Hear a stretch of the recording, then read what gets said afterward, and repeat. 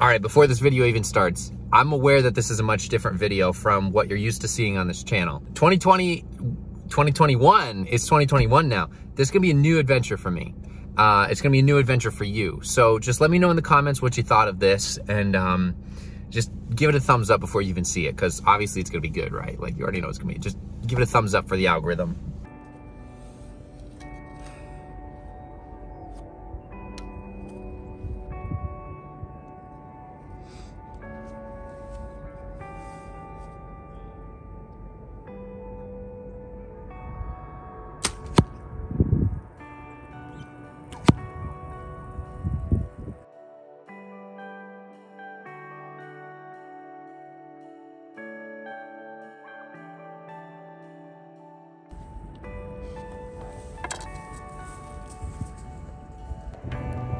All right, so I knew I wanted to make a video today, but I didn't know what it was gonna be about. Every Sunday, at least, well, today's the first day, but just went out and started doing archery at this free range this year. It just started snowing, so I guess I'm done for today. If you saw the title of this video, you might be wondering the same thing that I was. What does archery have to do with music? And as I was sitting here longer and longer, more and more stuff that came up, and I realized the answer is actually one of the biggest things that has become my focus for 2021. So let me get inside the car and I'll tell you a little bit more. My car's still locked, hang on.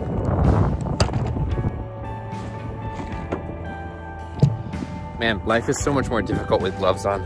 So there's countless amounts of people that have talked about the 10,000 hour rule, you know, and once you put 10,000 hours into a certain craft or skill or something like that, then at that point you become an expert, you become a master at that. And I definitely think that's true, but I don't think that it talks about everything that's involved, right? Like, that implies a certain result at the end of it. Like, I will put in 10,000 hours and then I will become a master, right? So there's the result of being a pro, being a master, being an expert in something. And I think that that's setting up the expectation for that result. And what I've learned that archery has to do with music, as I was trying to come up with this topic, is that it's really training myself to trust the process of it and get lost in the process, regardless of the end result. Now, this can be applied to anything in life, right? And this just happens to be the two topics that I'm connecting. And there's a certain joy in that, a certain meditation. And by meditation, I mean you get into flow state, right? Like, your brain isn't thinking about all the problems. It's a little bit of an escape, but it's also for me at least, it's a more fulfilling way to go about your craft, whatever it is that you do, whether it's writing music or doing archery or another hobby. And the way that you approach that always plays itself into other areas of your life, right? At least that's what I believe. And so when I'm sitting there, you know, pulling the string back, the arrow's ready to go, and then getting that sight locked in, there's a form to that. There's a certain form and a certain practice and repetition, you know, that you're doing it the same way every time, and you're really locking into your brain exactly how to do that, so you don't have to think about it anymore and become second nature. And with music, it's the same thing. Like, when I grew up practicing, you know, my different instruments, there was the process of learning the scales and practicing the music and doing something over and over and over again until I didn't have to think about it anymore. And what that allows me to do is to become more creative. I can become more creative because I don't have to think about the specific tools, the specific way to play a note, the specific chord structure. You know, sometimes you have to pay attention to that, but when you have something so drilled into your head that it's just second nature, you know the tools you have available at your disposal to go and create something more. I think what I'm trying to say is that I've usually found that the times when I sit down and just have that writer's block, you know, when I'm sitting to practice or write music and I get things going and I'm just staring at the blank screen and I'm like, fuck, I have no idea what I'm gonna do right now. And just no ideas are coming. At this point, I think I've figured out that it's usually, that happens the most once I have an expectation of what I want that song to be, what I'm trying to style it after, what I want people to think about it afterwards, rather than just getting lost in like seeing the writing process as a playground and seeing the the creation as just that, like an actual creation instead of,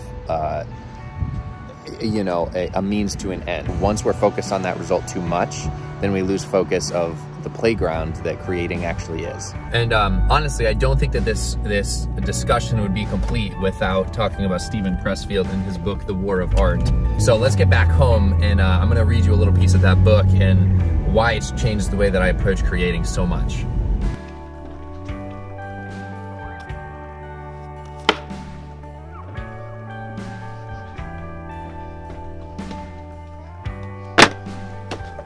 War of Art by Steven Pressfield, and then his follow-up, Turning Pro. So I just read these last year, and this happened right in the middle of when everything was shut down. I wasn't going anywhere, wasn't really doing anything.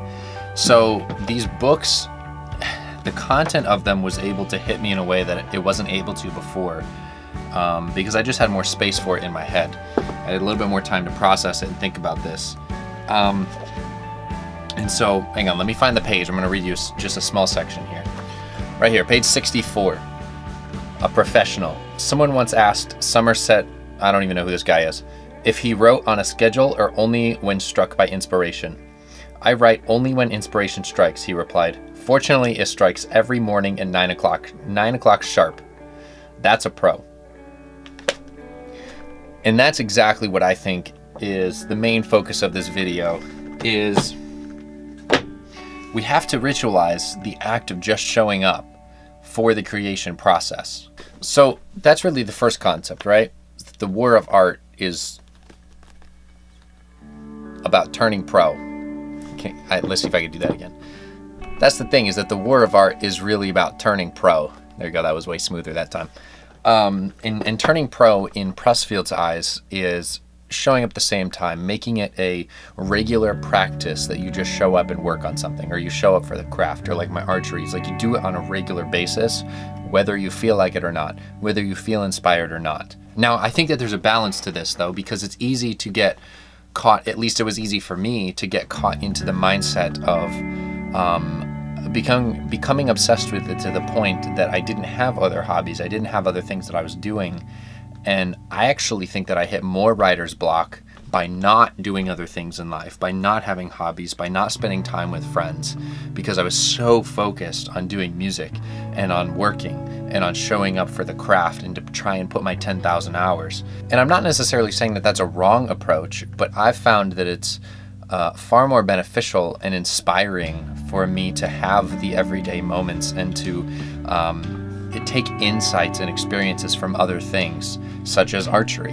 And I can find that, like I had mentioned in the beginning of this video, when I pull back and I get, you know, locked in and I have this string just hitting my nose, and you feel that repetition and the rhythm of what it's like to do other things, that carries over to other aspects of your life. And quite frankly, I think you become a more interesting person in life as well. And I think that's part of my journey with these videos as well, is to follow the path that they bring me on, instead of having an expected result of getting a certain amount of you guys to watch this and comment below and all the things that every YouTuber tells you to do. And while I know that that's important, it's so much more important for me to focus on the process of making these, because I know I'm going to have insights for myself as I'm trying to bring you guys value and take you on this journey and show you the process of me trying to figure things out. That's going to carry over into other sides of my life, like perhaps in my finances or in my relationships with other people, because that's really the goal, right? We want to be able to just show up and explore the process of creating, and like I'm doing, see it as more of a playground instead of a path to be traveled to get to the end result. So I have some updates for you. I'm in the process of writing 3 songs. One of them's in a mixing state. The other 2 I'm still in the process of composing. And then I also have another flute cover that I'm working on. The arrangement's done, very well-known song, came out a while ago. So you'll be looking for that. I'm looking to have it done by the end of this month. And I just got to get the recording process. I'm in the middle of getting this. This is actually a closet in our house. And I'm working on getting this soundproofed so I can record in here. Because I moved to Nashville, Tennessee, and I don't have the same recording studio that I did back in Connecticut. I don't have access to that, at least not yet. I'm sure I can find something else down here, but But I've been going through the process of, you know, creating these sound panels. So I have bought acoustic foam. I just glued them to a piece of cardboard actually. And then just gonna be putting them up around the microphone to record, as well as up there on the ceiling. And then I have some other, you know, sound panels and stuff around. So anyways, I'm all in the process of this. And if you guys want to hear about anything specific, like how I make those sound panels, or the process of me writing or things like that, I can definitely touch on it. And so I'm working on that, and I'm looking at doing one video per week now on this channel. The topics will vary. All going to be revolving around, you know, creativity, writing music, some of the stuff that I'm working on, and anything in particular that you guys have questions about, I can certainly go and make videos about. So I haven't picked a time yet, but I'm going to lock that down. Just go ahead and hit subscribe for now, and turn on the notification bell, hit the bell so that you know once I'm uploading. And if you watch in the first 24 hours, that's actually extremely helpful for the channel, and it helps boost the algorithm. So if you like what I'm doing here, please do that to help out. So make sure you turn on that bell so you can get the notifications. And let me know what you thought about this. I know it's a different kind of video, and I'm just looking to expand this year. So thank you for being here, and I'll see you guys next week.